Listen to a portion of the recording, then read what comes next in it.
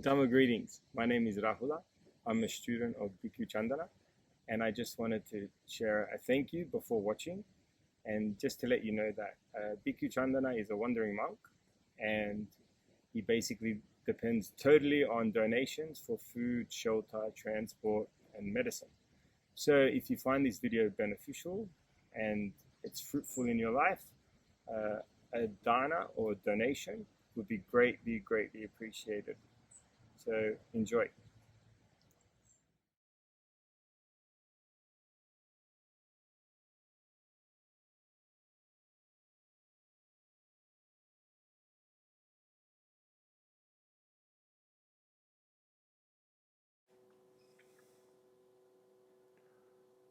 You mentioned how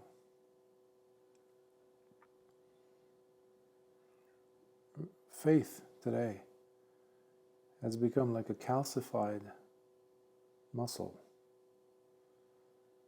in people.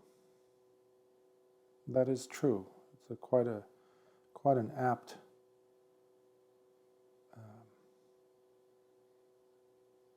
depiction of how faith is viewed today. I noticed how, especially within a certain group of people, those born after perhaps 1980 or 1980s early and on, I guess that might be within the range of what they call millennials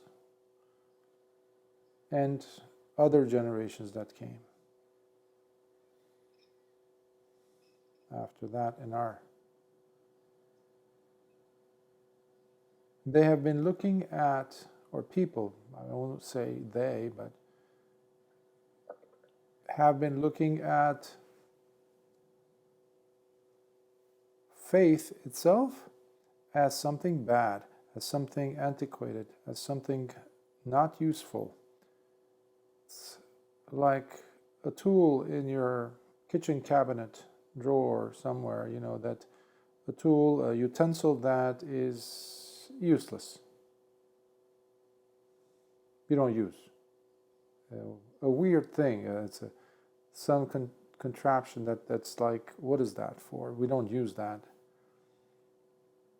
I have other things, I have other tools that I can use instead of that attitude, is what I see with faith.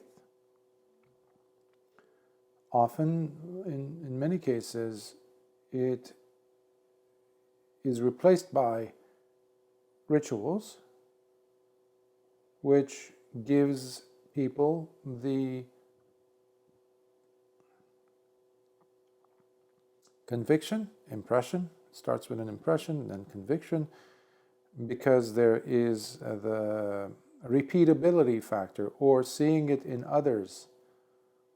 When other people are doing it, they feel good about themselves, and okay, so we must be on the right track, type of thing. Organizations, groups, religions, people, ethnicities, national identities. Of course, outside factors, when there's a menacing situation, threatening circumstances, fear-causing events, panic-causing events, incidents, can bring up this sense of unity, etc., among people. And some people might even feel cozy in their hearts, and they feel something, they've touched something deep and something that is universal, something that is, that crosses boundaries, that unifies. But it comes and goes.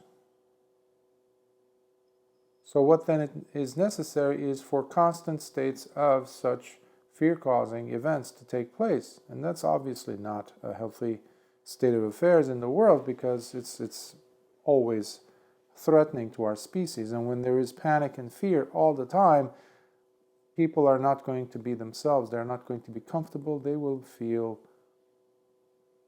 well, cortisol levels will be skyrocketing. People will not know how to relax, which is the case right now.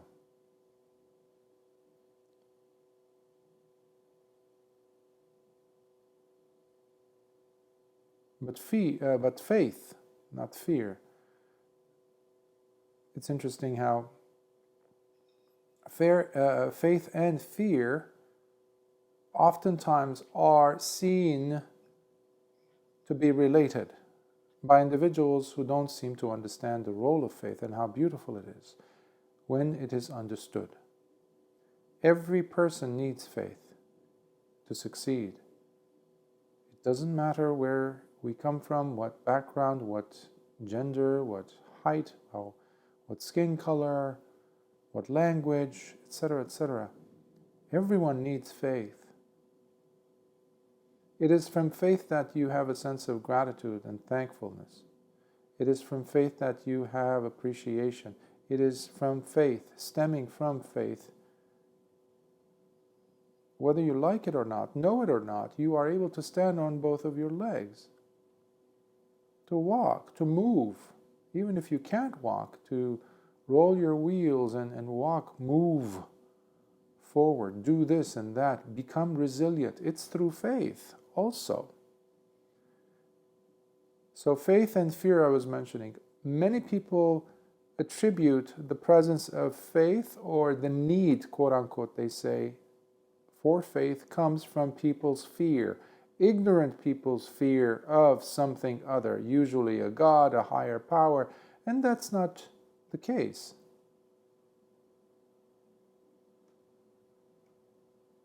So you then see, where are these people getting such an education from? Well, the educational system. When you minimize the importance of something, when you muffle it out, when you make it seem laughable, when you joke about it, when you bring examples of individuals, usually selectively chosen in such a way where they're so grotesque that it's impossible for it not to raise some eyebrows. And then they show that as if, and they correlate that, connect that to the presence of faith, and they say, oh, these are the faithful people. Look how they go and murder others. Look how they go and do stupid things, like, there are churches in the US where they will, at church, I don't know if they exist or not, but they used to be when I was growing up, and they would show it on TV, and you didn't know what to make of it as Christians, but basically they play around with rattlesnakes, venomous rattlesnakes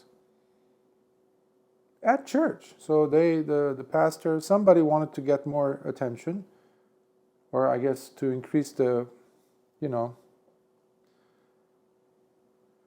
how many people were coming and parishioners and all that. So to become popular, you have to really be outlandish. You have to really be making bombastic claims and really do something outrageous. Today's perfect example would be individuals who do YouTube videos with these strategic communication. I think that's a term I learned last year, which is a fancy way of saying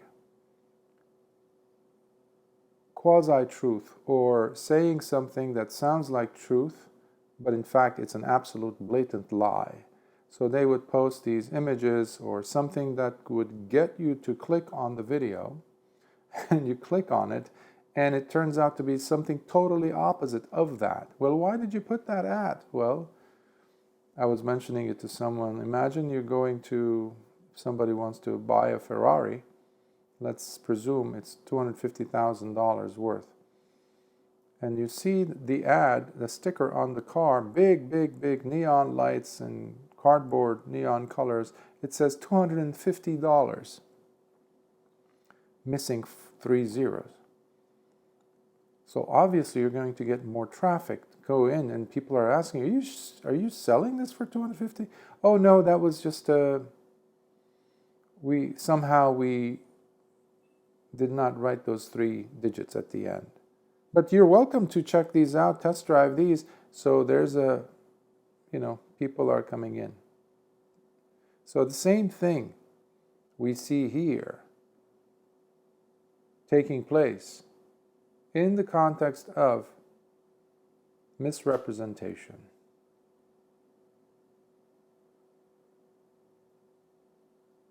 So you have that grotesque image, where if you're a reasonable person, somebody with some level of common sense, you look at that and you say, well, that's not what I'm interested in as it relates to faith. That's not faith for me. I don't know what it is, in fact, especially if you've been raised since the 80s. So what you need it, though. What do you do? Well, they've also figured that one out. They have replaced faith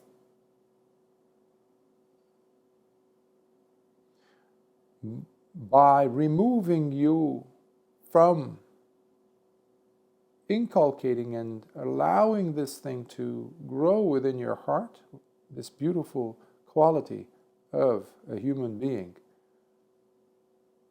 which is to have faith in something greater than oneself. And they've juxtaposed it, or they have slanted it away from you into big, fancy concepts like feminism, like social justice movements, like climate change, like equality, like getting rid of poverty, stopping wars. So on the surface, these are all wonderful things, no one can in their right mind. But when you look at what each of these things represent, it's empty, it's hollow, because they miss the very important part about reality, which is everything is causally related, everything is conditioned, everything relies on other factors to bring it about. And these things you do not have control over, mind you. These, liberty. If the United States or any big government is going to go to war for grabbing assets, stealing money, you got the best example of a gangster in the form of the British Empire. Stealing, the whole thing about Hong Kong, what was that with China? It was all about opium, drug deals.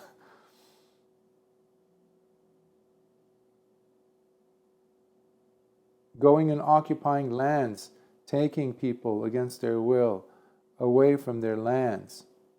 Slavery, all these things. And then, after a few centuries of milking it dry, like in India, Southeast Asia, they pull their hands away after all those assets were taken, and then they break it down into fractions, which ensures that in time every once in a while they will start fighting, which means they will be able to sell them now weapons. On the surface, they will say, oh, liberty, freedom, brotherhood, all lovely, lovely terms. So people go ahead, the younger generation that I mentioned, because they are completely off focus. And when I mention off focus, I mean they are not centered within themselves. They don't know what faith is because they have been made to question everything.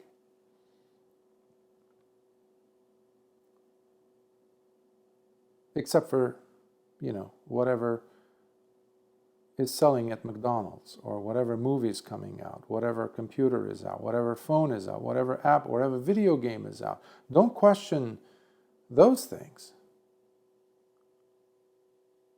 But question these abstract, these things, these crazy things, these antiquated, ritualistic things that people call faith, dedication to a spiritual path, to purity, to virtue. There has been a war, an actual war against morality, moral upbringing. You know that?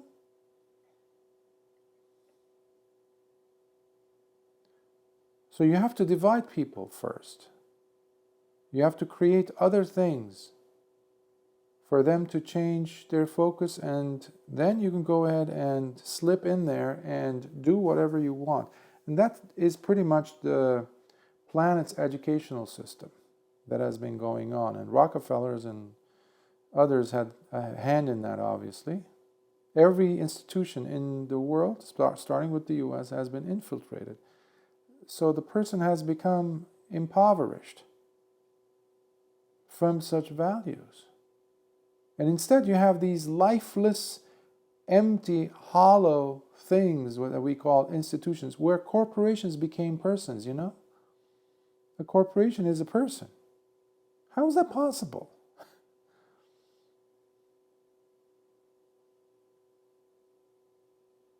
So we anthropomorphize things that don't even exist. At least a rock exists. Very good animators and character designers. This is in the field of graphics and all that in animation studios. When they want to put their creativity into an inanimate object, they do so beautifully. You give them a broom, the one that you sweep the floor with, and you give them the freedom of creativity. You give them a pencil and a pad. They will create miracles with that broom. They will give it character. You just tell them which direction, and you just let them be. I've seen this, and I think we've all seen this in one form or another, in animation, early animations, things like that, where the broom, you start suddenly to connect with the broom, or the piece of rock, or a lamp. It's an inanimate object. So what I'm trying to say is, these things have more value as far as reality is concerned in the 3D world than any of these corporations do. But what gives it, what animates these things, it is people's greed. So somehow or other, they were able to remove faith and replace it with greed. Replace it with debauchery. Replace it with lasciviousness, with being a libertine in a sense, sexual, sensual perversions. And now, someone was saying, I think it was a famous actor, he was saying, yes, we were engaging in orgies on camera in public to people, children around them, adults around them. And he happens to be a father to children. What? How? There's no values. So there's nothing sacred left, because you need to have, when you have faith, there needs to be something that you consider to be deeply sacred for you. So they've replaced that as well. They've removed that as well and placed something quite mundane. It could be becoming a CEO. Something so empty. But then they have to justify that. They will say, no, it's more empty than your empty God in that empty church. You go to anywhere in the Western world, especially Europe, and you're going to see churches emptying out, while you see mosques getting filled up, for example, because that's the other opposite. People are seeing this, and it's off the hook, basically. They go to extremes, and now you have the backlash of all this, but they have to put it in some kind of a language. So they go to the opposite extreme where it turns into aggression and things like that. Not just in the case of Islam, of course. You see this in Buddhism. Even Buddhists. Imagine. Monks in places like Sri Lanka or Burma, they were calling people to arms. Monks. But what is that? This is a cry against, a revolt against the silent, insidious undercurrent of dismantling society's values. You remove moral values, the whole thing will collapse. And some people have said, have assessed the situation in different ways, in different angles, and they said, I think that, this is what they want, to collapse society. This whole thing about migrants, open door policy, borders, like this was unthinkable. Well, how would you know who's coming in, who's going out? These people who are saying, yes, we have to have open door policy with our borders, do they have the same attitude when they leave the door of their villa? When they're flying on their private jets, while they're telling other people, hey, stop flying, coach. While they're flying with their 5-seater, I don't know, G6 or whatever it's called, private jets, multi-million-dollar jets, will they leave the door open for just any Joe Schmo to come in and waltz in and share the other seat next to them in luxury, fly with them? There was a couple of years ago, there was a boat full of migrants, people, basically trying to invade Italy through the ocean, through the Mediterranean, Sea. Then suddenly you hear this Buddhist character, somebody who's very famous, Richard Gere, Dalai Lama's #1 student. He made Dalai Lama even more famous. Getting up and going all the way to Italy, going even on the boat that had been sequestered, in a sense, by the Italian government, not to enter because they made the rule that we cannot afford to have these people come. We cannot. Financially, it's going to collapse our economy. I've been to Italy a few times, and that is absolutely true. You do not recognize Rome. Don't look at these postcard pictures. These are outdated or very well manicured and doctored.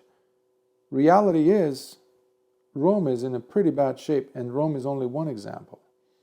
Not just Rome. Other places in Italy and other places in Europe. So this Richard Gere character goes, and because of his celebrity influence, clout, suddenly they have to, because there's so much publicity, they cave. They let the ship in along with I don't know how many migrants onto Italian soil. And he goes back to his villa, his ranch in the US, in upstate New York or wherever he lives. Well, what was that all about? If you want to really be doing the bodhisattva thing, which you're a big advocate of, take these people to your ranch. Why did you presume that the Italians have all the means necessary to take care of these people that you are apparently so compassionate about? Utter nonsense. Because his attitude is going to change completely when you say, no, he's going to be in your backyard. No, actually, he's going to come into your kitchen. Reach into your own fancy refrigerator and get some of the food that you're making for your family. How does he feel about that? That is where you can really assess a person's truth. It's all a facade, it's all an image. These are all nonsensical things because ultimately, deep down, there's no faith. It's just an image. And they're just selling something. There's an angle, of course. But it has nothing to do with something sublime, something beautiful. Faith is all about beauty and love and the trust. It's not blind faith, it's trust, confidence, trust in love, trust in beauty, but it is not shallow. It's not vacuous. It is so solidly supported by action. Faith is supported by action. Must be, in order for it to be legitimate, confident. And it's not by rote, it's not by repetition, by simply mimicking someone else, lifelessly. No. That is what they were presuming. Like when you think about Sigmund Freud, he was a big advocate of that. So that whole thing, Sigmund Freud, his own nephew, they were at the crux of this problem, despite the fact that they are, cheered on, and there's like, wow, you're a big, one of those big columns of society today. Crooked society, messed up society, valueless society, you mean? Where he was saying religion is the opiates, is the opium of civilization, which means it keeps you in coma. And his nephew went and ran with that. Edward Bernays, I think his own grandson now, is the head of Netflix. And when you look at some of the features and the documentaries, it's all an agenda-based. They're all like different beads, different size beads, different thematic beads, but they all have the same string going through them. It's the same thing. Propaganda, propaganda, propaganda. Making fun of anyone who has something solid to rely upon, such as beautiful faith in a potential, a higher potential for our civilization, for humanity, for this planet, which starts with the individual. You must have faith and trust in yourself, in your capacity to be a better person. That's a good start. Remember when I was saying how you must have faith to stand up?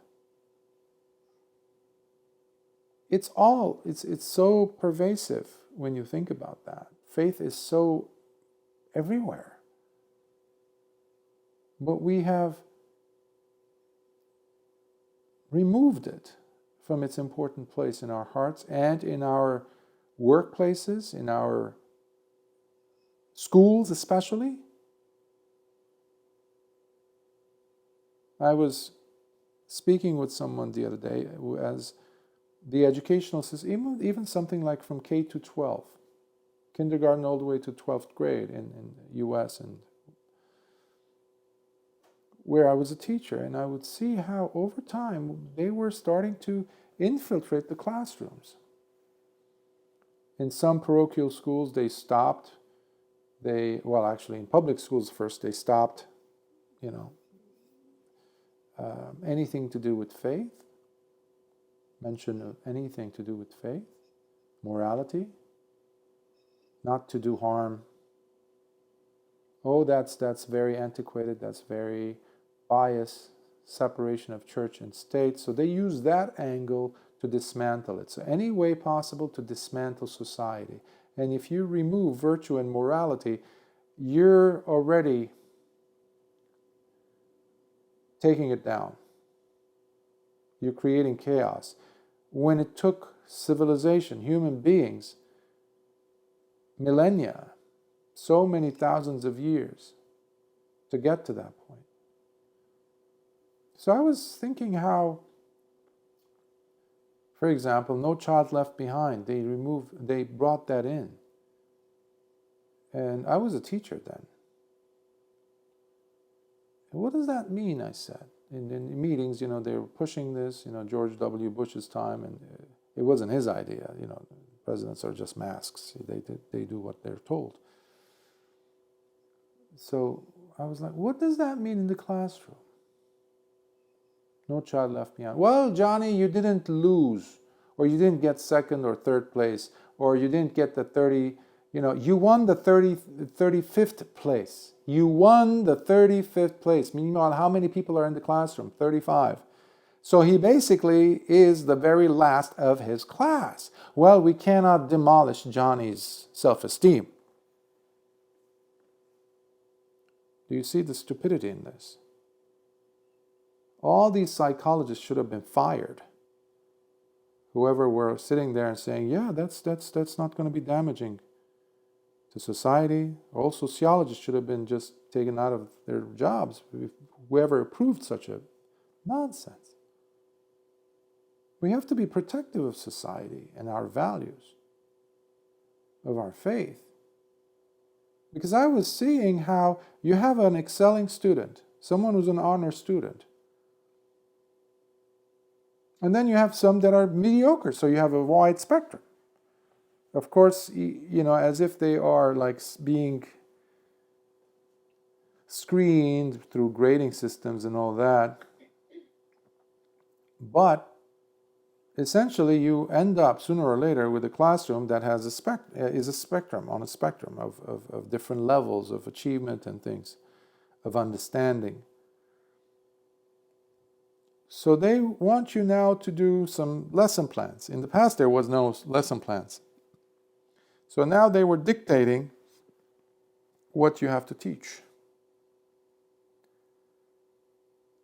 To the point where they even made it automated. I remember before I saw the ludicrous nature of all these things that were infiltrating and the government's coming in to the classroom, dictating. So the teacher who was struggling because they took away the TAs, even though the teacher still has about 30 plus, 40 plus students on their own, the teacher had to maintain discipline. The teacher had to teach. The teacher had to teach different achievement level in students, while somehow managing to squeeze in the different rubrics, the different measuring and requirements, which Department of Education, etc., that would come in and say, well, you need to have this in order for us to accredit your school for 6 years. Okay, so now there's an extra person breathing down the teacher's neck. Are you following this? Are you following this? And by the way, there's this new thing called internet. And many children, many parents want you to post their results online. And by the way, while you're at it, post your lesson plans. And by the way, answer their questions. Why Johnny over here is not doing so well. What can you do to fix Johnny? And why is he misbehaving in class? Who's answering to all these questions? The teacher. And by the way, the teacher still has to write those lesson plans, to teach, etc., and to go ahead and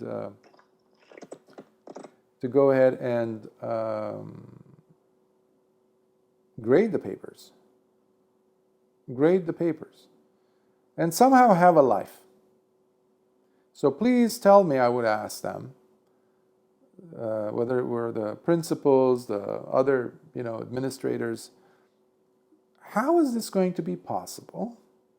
Have you ever taught? Usually none of them had ever taught, usually, in most cases. Or they have been so disillusioned by what was happening, so they had been disassociated with reality of the classroom. It's a debacle.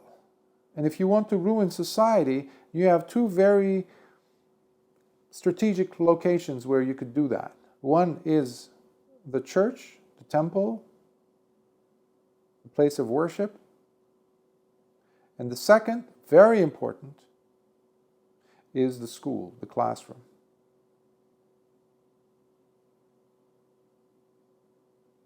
So, when you have these two, you ruin a society.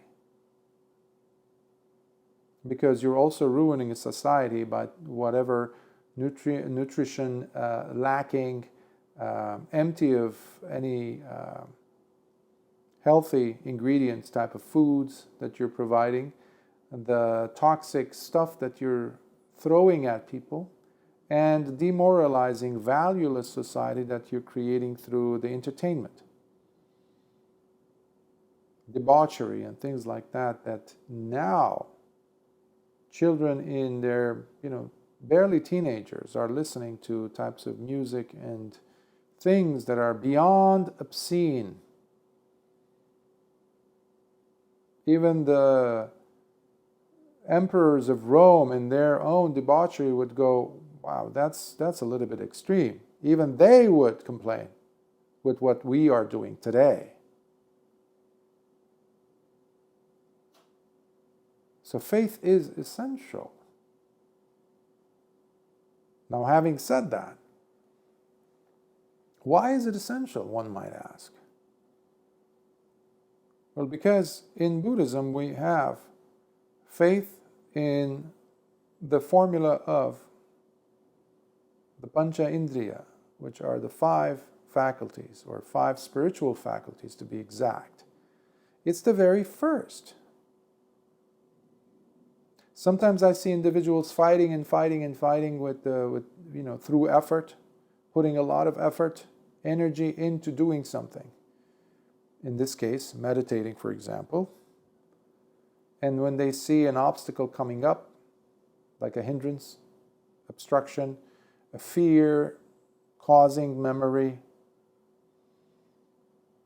whatever it may be, or they are misbehaving somehow and they want to change that about themselves, such as cursing or yelling or using destructive speech or lying or stealing or engaging in sexual misconduct or something like that. You can think of an addict,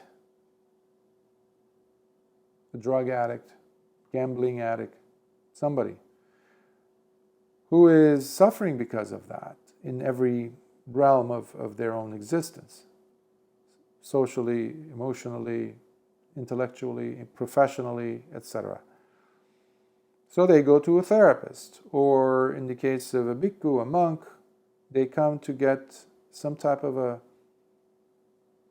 consult. They want to hear what a monk has to say about that. Could we help them? So you present them with the situation. If obviously you listen, you check in to see where we are, what are we dealing with, and what are the contributing factors for these risk factors. Where are they coming from? What are the things that are perpetuating this suffering? And sooner or later, in order for that work to be or to become transformative, to become healthy, to be life-changing in essence, it doesn't stop with just, in this case, the monk, the bhikkhu, giving or having confidence or trust and faith in the well-wishing of the person, the patient, whoever's come to with that need. The personal faith that the individual must possess. Now, it can be triggered by the love and compassion seen within the attitude of this monk, or in the context of therapy, in a very, very, very good therapist. Did you notice how many times I said very? Not every person who pops out of a university or with their license is an actual, very, very, very, very good therapist. Okay? Because it requires experience, it requires life experience, it requires depth of understanding, it requires a lot of transformative work that they must have done upon themselves, within themselves. That's what people will respond to. And it has not that much to do with age also, because that question comes up as well with people. So, once the person, the individual suffering from that addiction, let's say, develops that faith in themselves, again, it could be inspired, encouraged, strengthened by what they're seeing from the other individual in a higher position or consulting position.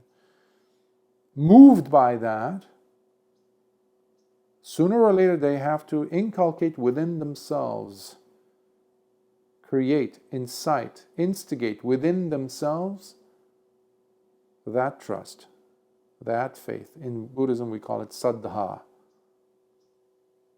So now if you look at a person who is really on the religious or spiritual path, again we see even more so the role of faith, having everything to do with the development of the person, development of their virtue. By the way, you cannot have faith without virtue being there. So virtue or morality is part and parcel of developing confidence and trust. So what we're dealing with is purification of the person. In fact, that is the first of purifications. We have 7 in Buddhism, so the 7 stages of purification. So we start with sila, which is virtue.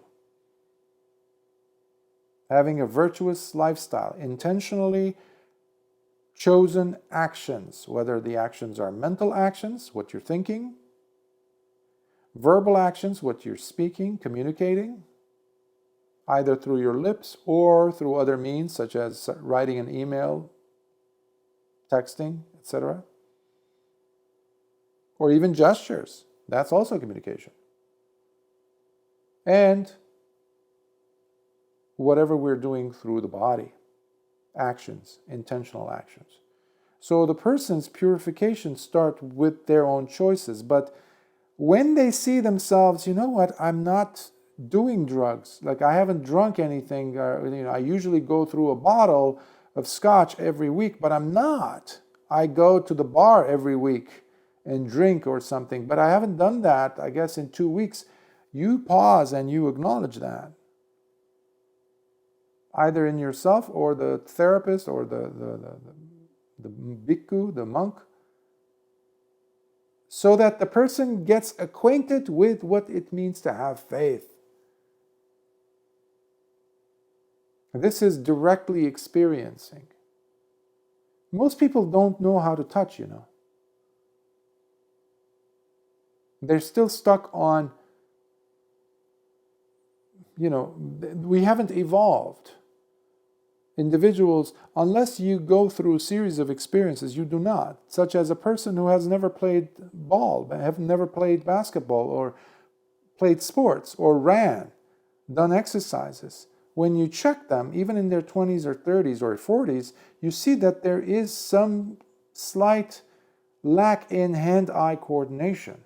It might be subtle in some cases, but they might have done other things, let's say. But sports would definitely cause your hand-eye coordination to evolve rather quickly, because if you don't catch the ball in time, it's going to hit you in the face.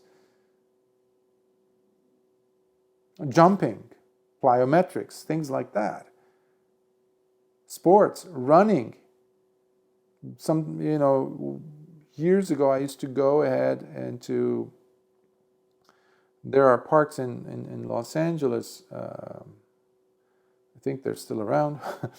It was called, I think, Angeles Crest Forest, where I would drive up from Los Angeles. It wouldn't be that far, which is great. And then I would put my headphones on and I would start running down into the valley, where I knew it would take me straight to the waterfalls. So I would run there, and it would be beautiful certain times of the year, especially early morning. There won't be that many people. Otherwise, it can get really, clogged up, those narrow paths and trails. So oftentimes I would have to jump over rocks to cross a creek or go over this, But sometimes I would fall. So when you do these things, it teaches you. It creates resiliency, which is another very valuable asset. It's a fertilizer for faith to develop. The situations themselves are the fertilizer, that's what I'm trying to say. But they give you the confidence, the trust, the faith in yourself that you have your back. That no matter how bad it gets, you're going to be okay, because we've gone through similar bad times. So if you can develop that faith in yourself, you can develop it to a higher source. Belief in yourself is not an opium. It's not an opiate that you're taking, okay? In fact, you would have more faith than most of those people who would go and Sigmund Freud would charge them an arm and a leg. I was in Austria once and I went to this display of his actual, fancy seats that were very used. There was like wear and tear on it. And in it, there was, like on top, there was a plaque and it said, Sigmund Freud would sit here and he would, see patients, sometimes the same patient 6 days in a row. That is a classic failed therapist, an absolutely useless therapist. You should be out of a job. Why? Because you're ripping people off. Why do you need them to come 6 times? Even a gas station won't sell you like gas every day. Like, what are you going to do? The gas will blow up. Like, what are you doing? What are you doing for 6 times a week? And you're charging people. In those days, only the elites of society would go. That's why they would live, so posh, and he had huge cigars and total, utter, useless expenditure of assets that these people were giving to him to do what? To talk. And then blame usually mommy or sex or something to do with that. His head never got up above the gutter. That was it. It's nonsense. If you're a good therapist, you show by example, by modeling, by showing them in your behavior and the way you speak. You don't just sit there and take notes and think that the person is simply a bundle of, reactions and things. Oh, mommy was the source. Oedipus complex and things like that. You go beyond that. Grow up. And you allow the patient also to grow up by gaining confidence and faith and trust. But what did they do? They even infiltrated that. Today's world of therapy is also highly polluted. Just like I was saying with education, the same thing. They give you treatment plans that you have to select if you go working for an agency. That's what you need to do. They tell you basically, they're holding your hand. In fact, why are you even there as a therapist? Really. And that's why the person comes out and maybe they're happy for a few minutes. After that, they collapse and they go back to the same thing. So you're creating, it's a cycle, decrepit cycle. Nobody's healing. And that's another thing they're not allowed to use. In medical field, they don't use the word heal. They say, we treat. We treat. Talk about liability. So you see how it's pervasive. You cannot just talk about one thing. If you noticed anything if you've listened to any of my talks, or seen any of my talks, you know that it's never talking about just one thing, because you cannot these days especially, because it's spread everywhere. It's connected. It's like a web. Things are very much related. In that sense, things are very much Buddhist, conditioned by other factors. It's never one thing, Lord Buddha would say. Don't come to me and say, Bhante, or ask me, what was the reason for this? Well, you need to reformulate your question, because not every question deserves an answer. Sometimes you ask stupid questions. So that's what I meant by every question needs to be formulated correctly to deserve a proper answer. But if it is not formulated correctly, the premise is completely off, wrong, sometimes you don't even get the luxury of hearing a single reply as an answer until you fix the question. So it requires the questioner to think. And that's another thing. Today's generations don't want to think. That's why you have all these robot-like responses. Somebody posts something on like a platform of things, and everybody has an opinion. Everybody has an opinion. They don't think They don't think, that's it. There's no rational thinking at all. Consideration there isn't. Well, simply because something popped into my head, I should be able to vocalize it. There isn't that humility, which, by the way, faith also requires. Faith is saying, although I don't have all the answers, but I'm going to trust you nevertheless. When you say I love you to someone, that's exactly what you're doing. Because you don't know what this person will do when they leave the house. When you walk away from this encounter and he or she is walking in the other direction, you don't know what they're doing, what they're saying. If you love, you trust. And if that trust is broken, you say goodbye. There's a maturity, there's a dignity, integrity keeping. So today's society is lacking in that, as in whole. But we can change that. That's why people are trying, which is a wonderful thing, that there is this effort from different areas of society. I see that. And individuals are interested. What did I miss? What have I missed? Have I missed, or am I still looking or thinking like I know it all attitude, like a teenager? So there is this growth also. But we need to nurture that. We need to water and take care of that by taking more chances, trusting in a calculated manner those things, those individuals that deserve trusting, not blindly. Do your due diligence.